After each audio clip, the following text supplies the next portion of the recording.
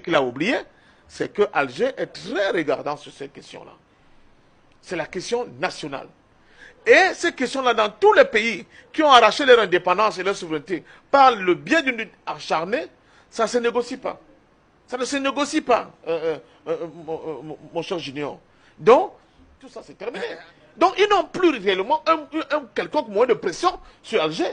Ce ne sont pas les 14 pays dits francophones, là, plus les Comores, que la France a en face. Non, elle a en face d'elle un pays libre, un pays souverain, un pays digne, qui lui a fait la guerre pour arracher son indépendance, n'est-ce pas, et sa souveraineté. Que peut Paris?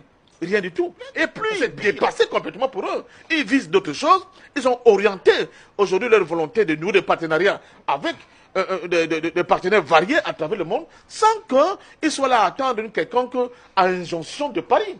C'est ce que nous voulons pour nos peuples. C'est ce que les Kwame Nkrumah, les Lumumba, les Oumniobe, les Sékou Touré, n'est-ce pas, les Ousseini Fana ont voulu pour nos peuples. Et Muammar Kadhafi également. Et bon, ils sont venus bien après, les Kadhafi, les Sankara, etc. etc. C'est la même lignée. Ils ont voulu pour le peuple. Ça dit que nous aussi, nous sommes en capacité de parler à tous les acteurs, à tous les partenaires dans le monde entier, au même pied d'égalité, comme le font les Algériens aujourd'hui vis-à-vis de Paris. Et ça, nous pouvons le faire. Tout dépend de nous.